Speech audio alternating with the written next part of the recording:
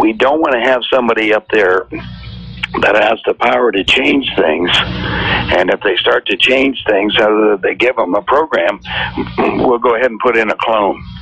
Because we don't have anybody that won't do our bidding for what they have.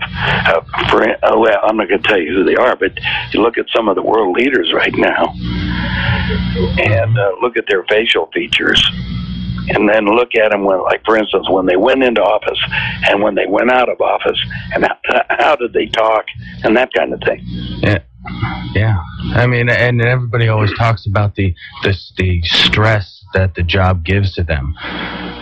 And that's why they look so different from whenever they get the stress breaks them down. That's the reason why my doctor says, my friend that treats them, says the biggest thing that they have a problem with, they have to come in and retune them up because stress will break them down. Now, with stress breaks the people down, right? Yeah. Ones that have a soul, you have stress, it becomes distress or it becomes disease after a while. Well, the clones don't have that thing, but because they're thinking beings, it's basically a computer that's running. The stress causes the short circuits in it. They don't have any empathy, is what you're saying? It's a real sci-fi, but it's for real. You and I are living in a real, what we call sci-fi zone equivalent, or an X-Files, as I say it. Mm-hmm. That was good, Joe. Okay, thank you. Hey, I have another question on here, actually coming from the internet. Let's see. Lewis Collins from Queensland, Australia. Let's see, George. He visited your site and had a question for you.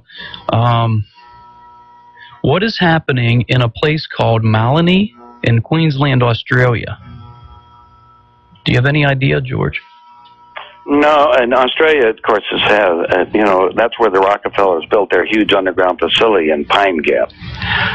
That was for 50,000, the so-called elite. For the, when things all break apart, they want to be in the southern hemisphere, and they've calculated that's a compound, and they finished that 10 years ago, 12 years ago, because they were all set, or a little longer. But they've got it running and everything that's going to be underground. Now, the reason why they picked the southern hemisphere, the plan is to get a nuclear, if you want to call it winter, in the northern hemisphere. When we get started, you watch Israel. When I'm telling people, if you see a bomb dropping in Israel, which is scheduled right now, a nuclear bomb, that'll begin World War III, which is planned, and that will spread to the United States. Russia has about 22,000 nuclear warheads. We have about 12,000. And rest assured, they're going to go. They didn't build them just sitting there to play around. They're going to shoot them off. Now, Russia's provided all the nuclear technology to Iran. In the last 6 months, or this last year, Russia's been pulling out all the nuclear scientists away from Iran, from Russia. I mean, the Iranians are still building everything, but they have all the stuff and the technology. North Korea has the ability to launch one of their missiles, and some of their missiles can put out frankly, ELF rays, if you want to look at it, to basically bring our country to its knees instantly by shutting down all electronic devices instantly, including your car. Wow. I had one question, George. Have you heard anything, and I don't know if I'm pronouncing this right, but the Gulf of Aden or something like that? Yeah, the Gulf of Aden. Aden, yeah. Yeah. What's going on over there? Do you know anything about that stuff? Well, that's just the flow of oil. Oil is basically, if you want to look at it, that's the grease that's running the world, and we're running out of oil everywhere right now. And Mexico will be out of oil in 2 years. They're exporting 30% of their oil. Canada is our largest importer, but the Gulf of Aden is where all the oil flows from that's coming down to the rest of the world from the sweet oil they're coming over there, and that's a hot spot right now. Well, if you look on like YouTube's and that, there's ships from all over, all different countries, and they're saying that there's some kind of a vortex there. That the speculation is that whether it be ETs are coming in and out or will be. I don't know.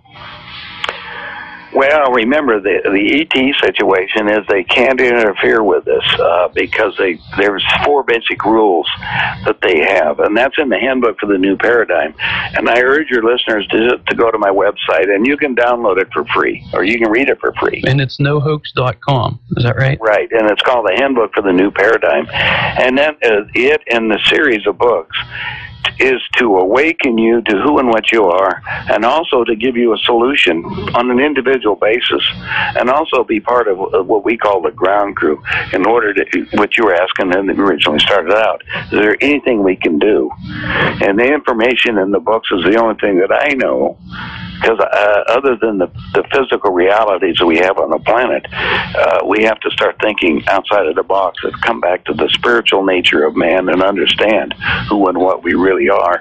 And that's all spelled out in the handbook series. The handbook, Embracing Rainbow Becoming. Anyway, it's up on the website for free downloading. We're trying to get the information around the planet. There's many groups that are forming. They're called the ground crew. Right. All over the planet, everywhere. Okay. So we did have another question here about free energy or engines that were that had didn't require any kind of energy to run. Is there like 0 point energy that you know of or anything like that? Well, yeah, I'm with some friends that have little motors that run. They're just off of magnetics, just magnets. But remember, you're still using other materials, and you still have bearings and things that do it. Right. The ETs there's plenty of energy in the universe. It's the portability of the problem. In other words, how do we take it? The largest energy solution we have right now on the planet is the sun, right? Right. In other words, we have solar power that's starting to come down. Right. The problem is, again, the scientists that are working on it should look at the ancient technologies they come down and how to divide light, which light really works and which one doesn't. In other words, you can have a light, but it doesn't make the plant grow, but you can get a certain frequency, and they call them grow lamps, don't they? Right. Grow lamps. So you know that there's a different frequency that works on doing that. Well, it's the same thing from the ancients. Like they used to say that the pyramids were all capped with certain things in order to bring in the energy that was fed there. How did they build these big cities, and how did they build them all? By using the energy of the universe. And the universe has got plenty of energy. What we are is nothing more than condensed light or condensed energy.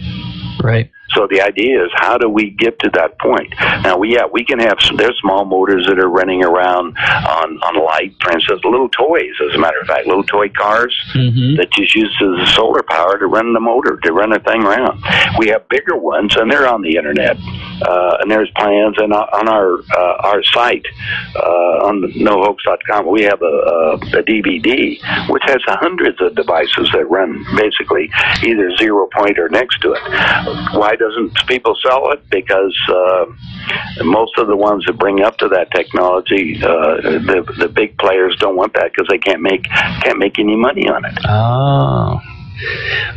So what are your views on 2012, the 2012 phenomenon?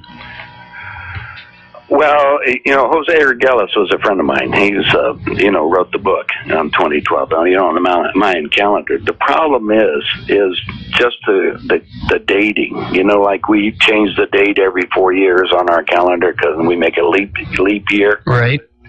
Well, the 2012 date is an arbitrary date that he determined. My sources are saying that date is probably moved up 15 years, so it'll be like 2025 or something like that. So we're going to have it. But I also know this year is the escalation of a lot more geophysical changes that are going to happen on the planet. In other words, more earthquakes, more winds, more hurricanes. Everything is going to be going on in big time because of the cycle of our planet and what's going on with the sun right now. These enormous rays are starting to come out of there. So our weather patterns are enormously changed. I'm in the Northwest right now. In January, I'm in Idaho. in January, for the whole month, we had 1.2 inches of snow. Now, what has happened in Washington, D.C.? How much snow did we have over there in the last 4 days? Too much. Right.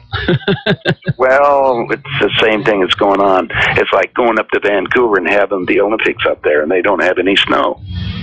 The weather is changing all over the planet, however. So there